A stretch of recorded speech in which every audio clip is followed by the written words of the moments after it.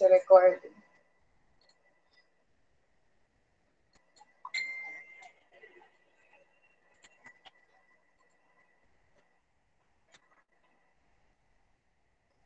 Okay. Okay, so magandang hapon sa inyong lahat. So, ngayon meron tayong mga estudyante na nandito and I'm very happy na nandito sila. Okay, so let's begin. Ang ating discussion ay ang Module 2, ang Pilipinas sa ika-19 taon sa konteksto ni Rizal. So, nung mga nakakaraan, ang nai-discuss natin ay ang mga iba't ibang nangyari. O, bakit nga ba? So, balikan natin, magkaroon tayo ng isang mabilisang review. Numauna, ang discuss natin sa ating talakayan ay, teka na. Haba. Okay. Balik tayo, alas sa review. Sa Module 1, ang Batas ni Rizal. Dito sa discussion na to, nalaman natin ang Republic Act 1425. Dito, nalaman natin, bakit nga ba meron tayong Rizal na subject? Alam ko, isa yan din. Siyempre, sino ba ang may dahilan kung bakit? So, nalaman natin na si Senator Claro M. Recto at Jose P. Manuel, sila pala ang may dahilan, ang may gusto kung bakit tayo nag-aaral ng Rizal. At dito rin nalaman natin kung bakit nga ba wala. Okay. So dito rin natin nalaman kung ano nga ba ang dahilan kung bakit tayo nag-aaral ng Rizal. So, nalaman natin 425. Ano ba ang mga dito rin nalaman natin, ano ba yung mga bawal sa araw ng Rizal? Which is sa ika-30 araw ng Disyembre. Bawal palang mga rera, bawal palang magsabong, jay alay, at bawal din at saka pag dito, at ang bandila kailangan nakalahati. So, mapapansin natin, ang pangangarera, pagsasabong at jay alay, mga impluensya yan ng mga Espanyol. So, bawal yan during that time. So, dito natin pinagpapahalagahan ang araw ni Rizal, ang kamatayan ni Rizal. So, yan, nalaman natin, ang kautusan, kung nagsimula na, ang dami pa lang may ayaw na gawaing isang subject, ituro sa mga bata ang Rizal. So, ngayon, nalaman din natin dito na, kaya pala sa high school, mayroon tayong no limitangere at el filibusterismo sa grade 9 at grade 10. At nalaman din natin na dito din dahilan kaya tayo nagkaroon ng Rizal dito. Na kahit engineering ka, kahit nursing ka, kahit doktor ka, kahit syempre yung teacher kasi alam natin parte ang pagiging guro na malaman natin ang history. Pero yung mga ibang kurso, bakit may Rizal? Kasi nakalagay ito sa batas, parang NSTP. So, nalaman din natin, sino ba yung mga pumili sa ating pambansang bayani? Nalaman natin na si William Taft, si Shasta, si Moses, si Worcester, si Ide, Pardo de Vera, at si mga iba. At dahil dito, nalaman din natin na kaya naman pala maraming nagsasabi na hindi si Rizal ang national hero at hindi dapat siya dahil karamihan pala ng namili ay mga banyaga. So, dito rin, nalaman natin na sino-sino ba yung mga pinagpilian. Okay? So, si Marcelo H. Del Pilar, si Antonio Luna, na alam ko napanood ninyo siguro ang kanyang movie, Graciano Lopez Haina, Emilio Jacinto, at si Dr. Jose Rizal. Bakit nga ba sila? Ano ba ang pamantayan sa pagpili? Nalaman natin na dapat ito ay isang Pilipino at syempre na mayapa na, may matayog na pagmamahal sa bayan at may mahinahong damdamin or calm disposition. Bakit nga ba si Rizal? Ang naging kalaban ni Rizal ay si Marcelo H. Del Pilar. Bakit hindi si Marcelo H. Del Pilar? Kasi ang pagkamatay ni Jose Rizal, doon kasi nagkaroon ng pagkakaiba. Si Marcelo H. Del Pilar ay sa sakit lamang siya namatay. Pero kasi si Dr. Jose Rizal, ang pagkamatay ay talagang, kung titignan mo nga naman ay nakakabighani, di ba? Talagang pinatay, execution siya, di ba? So, isa yon sa naging sa mga nangyari. Kaya si Rizal talaga ang naging national hero. Okay? So, pero makikita din natin, bakit ba madami ang naiinis? Kasi sino ba ang nag-ayos nun? Isa rin namang Banyaga ang nag-ayos na kung bakit si Rizal ang ginawa nila na national hero. Yun, bukod dito, nalaman din natin si Rizal sa panahon ngayon. Ngayon, marami nagsasabi na ang daming memes na lumalabas, di ba? Na minsan may kamukha si Dr. Jose Rizal, minsan kung ano-anong mga bagay na sabi nila dapat hindi ginaganon kasi maraming binigay sa atin si Rizal na parang sobrang dami niyang contribution na dapat hindi siya nababastos. Kaya nga lang kasi, sa atin kasi ang mga Pinoy ngayon ay mahilig kasi sila sa mga kakatawang bagay.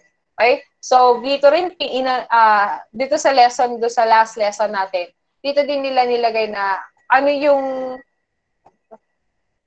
contribution ni Rizal. Alam ko may iba sa inyo, kasi when I was in high school, kaya siguro naisulat ko yung gusto kong maging presidente ng Pilipinas. Kasi sobra akong na-inspired sa kasi actually hanggang ngayon, kung hindi siguro ako nag-English teacher, baka Filipino teacher ako at gusto ko kasing tinuturo ang Noli at Elfili. Kaya nga, pag may opening ng mga ganyan, kinukuha ko talaga ang Noli at Elfili. At sa English naman, kaya ako nag-English teacher kasi gusto ko ng Greek mythology. Yun. So, yung dalawang yun yung dahilan. Kaya lang, mas mataas, mas okay sa akin kasi ang English kaysa Filipino. Pero I love Filipino subject talaga. So, nagkaroon tayo ng mga different activities din. Ayan. So, wait lang, kung mga hindi ko pa napapasasabi. So, ngayon, nandito na tayo sa Module 2. Ang Pilipinas sa ika-19 taon sa konteksto ni Rizal. So, nakita natin, ito ang Pilipinas nung araw. Okay? So, mga picture nung mga siraunang panahon. Na i-upload natin po itong buong module na to sa inyong Google Classroom. So, ngayon, itong lesson na to, ang sabi, dito natin makikita yung babalikan natin ang mga nakaraang kasaysayan ng panahon ni Rizal sa ekonomiya, edukasyon, kabuhayan, at politika. So, ano ba yung paksa nito? Meron tayong 5 paksa. Lang tayo. Sistemang pang-ekonomiya, panlipunan, pampolitika, pagsibol ng diwang nasyonalismo, at pagkilos ng mga ilustrados at ang kilosang propaganda. So, meron tayong 5 paksa na tatalakayin ngayon. Una, aralin 1. Okay. So, sa Rebolusyong Industrial nang nagsimula ang Hilaga, Europa, ay nagdala ng malaking pagbabagong sosyo-ekonomiko sa buong mundo. Ito ang nagbungsod sa mga Kastila na buksan ang Pilipinas sa kalakalang pandaigdig. Naging resulta nito ang paglago ng ekonomiya dahil sa pagdagsa ng mga dayuhang negosyante sa ating bansa.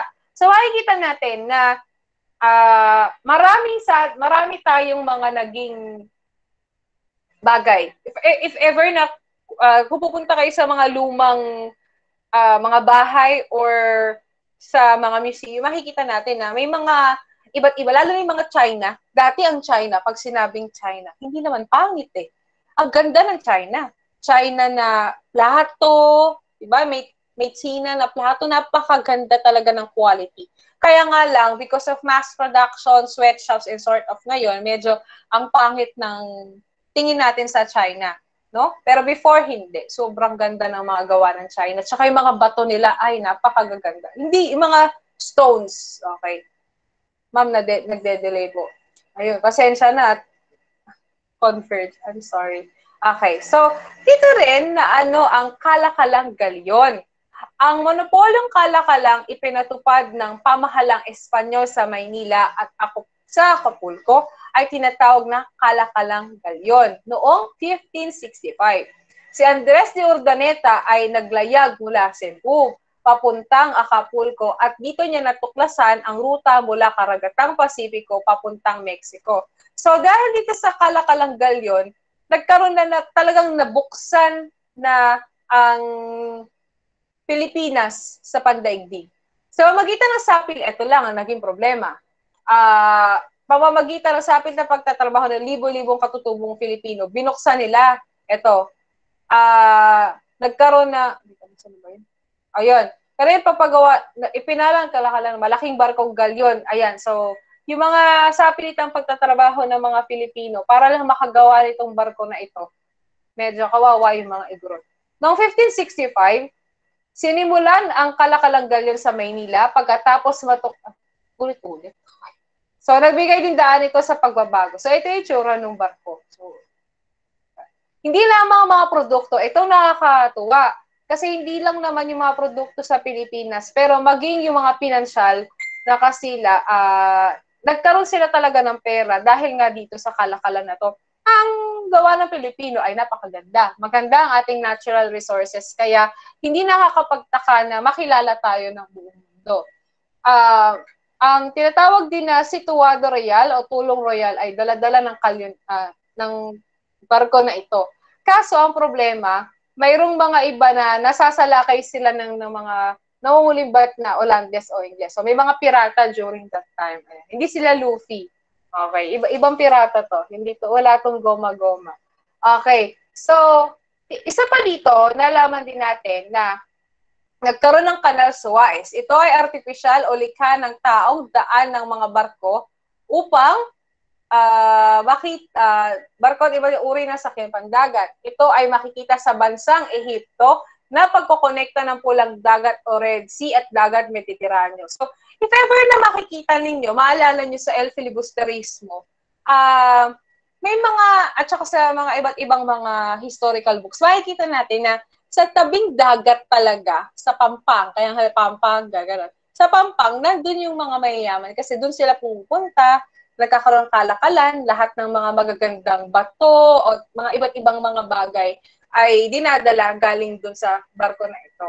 Okay? Binuksan ang kanal na ito upang maging daloy ng pandigdigang kalakalan, komersyo at maaaring gamitin ninuman kahit sa panahon ng giyera o kapayapaan. So, ito ay naging napakaganda. So, ito din ay naging hidwaan sa gitna ng silangan tulad ng digmaang Arab-Israeli. So, pagbubukas sa kalakalang pandaigdig. Ang pagbubukas, ang pagbubukas nito noong 1869 ay lalo pang nagpabilis sa pagpasok sa bansa ng mga kaisipang liberal tulad ng kalayaan, pagkakapantay-pantay, kapayapaan, at pagmulat sa maraming Pilipino sa kanilang karapatan. Napansin natin dahil dito na makikita rin natin to sa buhay ni Jose Rizal at saka din sa bukod dito, yung mga libro na about sa kapayapaan and everything, syempre nadadala at naipapamili. Kaya yung iba, ito na rin ang naging sulat, naging sanhi. Kaya nakakapag-travel ang mga mayayaman sa ibang bansa. Sumasakay sila sa barko. At makikita naman natin kasi wala namang eroplano during that time, hindi pa naiimbento.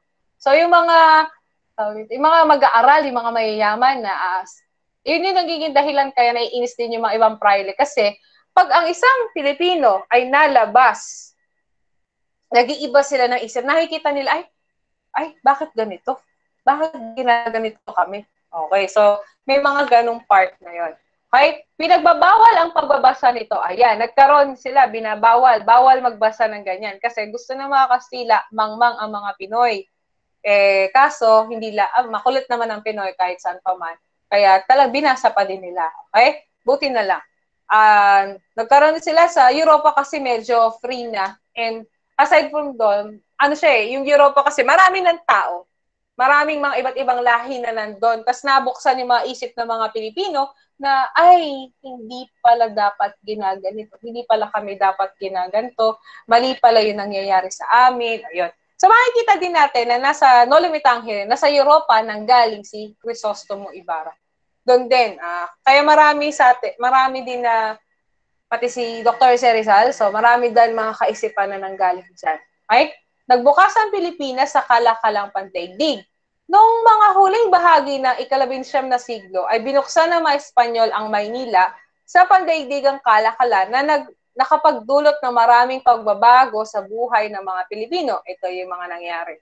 Nakilala ang Pilipinas bilang top exporter ng ilang produkto tulad ng abaka, tabako, at tubo. Makita natin na syempre, ito yung mga natural resources natin. At ang tabako ay hindi basta-basta sigarilyo. Kahit sabihin mo naka-e-cigarette ka na maraming usok na lumalabas sa'yo, pag ikaw ay nakatabako, isa kang doon, di ba? So, iba talaga ang status symbol kasi ang tabako. So, at ang nakakatuwa kasi isa tayo sa mataas na nagsusupply ng tabako. Eh ngayon ang tabako, nabibili lang naman sa kultura, tsaka sa mga, pagpunta ka sa mga probinsya na talagang gumagamit nun. Pero, it is a status symbol. That's why it's very good na isa tayo sa nagbibigay nun. And aside from doon, ang abaka ay isa din. Hindi naman basta-basta abaka, napakaganda ng tela na ito at mahirap din ito gawain. Napabilis ang transportasyon para sa maayos na pagdadala ng mga produkto sa iba't ibang bansa. Kaya matagal, ikalabing-siyam na siglo, kilala na ang Pilipinas sa mga bagay na ito. At hinahangaan tayo. Okay? Dumami ang mga bangkong nagpapautang sa mga negosyanteng Pilipino sa Maynila. Kaya makikita nyo, yung mga ibang bangko, 15 something sila, yun. Since ganito, ganyan. Kasi dumagsa sila dahil nga, yung mga Pilipino, wala namang pera. Yung mga normal, yung mga hindi naman asyendero, yung mga gusto nila, yung mga mediocre, yung mga middle class, parang naisip nila, ay parang ayoko na maging alipin, gusto ko na maging ganyan. So yun, dumami mga nagpapautang. At nakatulong sa pag-angat ng mga pamumuhay Pilipino. So, sa ganitong sitwasyon, maraming mga Pilipinong yumaman dahil sa pagtatanim at pakikipagkalakalan. Sila muo ng gitnang uri sa lipunan na umusbong noong huling bahagi ng ika-19 na siglo. So, nung panahon na to, nagkaroon na tayo ng middle class. Ito yung diniscuss ko dun sa kabila. This is a sad thing for us, middle class. Kasi, ito yung diniscuss ko sa kabila. Sabi ko, ang nakakalungkot, kasi, pag nandun ka sa lower class, parang it's easy for you to just, hindi mo intindihan. For example, pinigyan ko na rin, nangangamuhan ka, parang ganon, tapos nanghingi ka, wala kang tax, I mean, in now, wala kang tax, pag hindi mo kaya, ang iniintindi mo lang is, kasi nga nasira na yung pangarap mo, dahil hindi kaya ng family. Not unless gusto mo talaga umangat, na it's a little bit easier kasi you don't need to dream about that. Some people will take care of you, pero pag mayaman naman, parang ang dami mong extra. Okay? Tapos, pero sa middle class, hindi. Parang, kunwari, for example, ngayon, nakakumita ka ng 30,000, ang tax mo, 4,000. Sana kung yung 30,000 is nakatambay ka lang, hindi, di ba?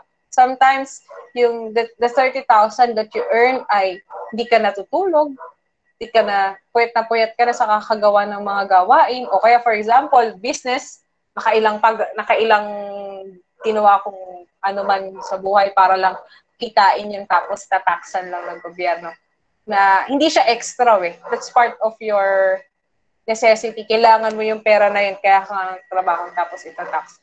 Nakakalungkot lang talaga kasi ever since, kahit kung ika-19 na siglo, na yung mga middle class, they need to strive harder para lang maging middle ka. And pag middle class, napakahirap ng yumaman. Sometimes it's a luck. Swertihan na lang para yumaman ka talaga nung mapabilang ka sa mga mayayaman. Kasi nga, di naman nila binebenta yung yaman nila So, kailangan ng middle class na talaga mag-strive hard. Tapos yung mga lower class, kailangan nila, bago maging middle class, strive. So, it's hard. Our life is hard as well. But, you should enjoy pa din. Kaya lang yun lang. Ang nabilang sa gitnang uri ay ang mga nakapag-aral sa Europa at tinatawag na ilustrado o naliwanagan. Nilalag mula sina Jose Rizal, Marcelo H. del Pilar at iba pang mga Pilipino nagsulong reforma at pagbabago. Although, kahit sabihin natin ilustrado sila, si Dr. Jose Rizal ay mayaman. Doon nga yung nanay at tatay niya. Pero kahit paano, naging ilustrado siya kasi sila yung mga nakapag-aral sa ibang bansa. Actually, si Dr. Jose Rizal ay napakaswerte dahil ang kanyang mga pamilya, kung siya ay hindi naging national hero na may puso siya, hindi siya natulungan ni Pasiano, hindi nila nakita yung Gombursa, Tawag dito, maayos naman yung magiging buhay niya. Okay? Paglakas ng kalakalang pagluluwas sa mga ani at monopolyo. Sa pakikipagkalakalan sa ibang bansa, kinokontrol ng mga Espanyol ang kalakalan. Pinamahalaan nila ang pagbebenta ng mga produktong nabili sa Europa tulad ng tabako. Sa ilalim ng pamahalang Espanyol, kumita sila ng malaking kalakalang kalyon. This is the sad part. Kasi ang namumuhunan ay ang mga Pinoy. Ang gumagawa ay ang mga Pinoy. Pero ang mga malaki ang kinikita ng buwis lang sila ng buwis ay ang mga Espanyol. Kaya sobrang dami nila talagang nanakaw sa atin at sobrang daming pahirap ang pinagawa nila sa mga Pilipino. Monopolyo ay isang klase ng sistemang pangangalangkal kung saan tanging nag-iisang korporasyon ang nagtitinda ng isang produkto. Sa pagsabit na ika-19 na taon, nanayag ang monopolyo sa kalakalang galyon. Bagaman pinakinabangan ng Kastilang may karapatang mangalakal sa galon ay hindi nakabuti ito sa Pilipinas. Bakit? Una, nasalanta ang kabuhayan ng mga Pilipino dahil sa pagiging pabaya ng mga pinunong Kastila na walang inatupag kundi pagpapayaman sa galyon. Pangalawa, tanging mga Kastila lamang na kinabang at kumita sa kalakalang ito. Pangatlo, napabayaan ng pangalaga ng lalawigan kaya nang maputol ang kalakalan nagkaroon ng panahon ang mga Kastila na asikasuhin ng lalawigan. So makikita niyo dito pa lang. Bakit ang mga Pilipino mahilig lang silang kumuha? Hindi sila marunong magtanim. What I mean is, for example, when we get something for our natural resources, dito pa lang sa panahon na to, dahil nga napamunuan tayo ng Kastila na hindi nila tayo tinutulungan. For example, bukod dito, hindi man nasabi, maganda ang Nara. Napakaganda ng Nara. Hanggang ngayon. Kaya nga mabibenta nyo isang cabinet na Nara. I think, meron kasi may matandang bahay kasi kami. And meron kami na parang nasa panahon pa lang ng Kastila. Kaya lang medyo binenta na yung structure ng bahay na ibenta na sa Nueva Ecija. Pero meron part doon na meron kaming parang cabinet. Alam mo yung parang pag lumapit ka doon sa cabinet na yon, tapos parang nag-Bloody Mary, parang nag-gano'n ka, may linitaw talaga Kasi gano'n yung feels ng bahay. Nabenta nila yun na nasa 100,000 sa mga antique shop.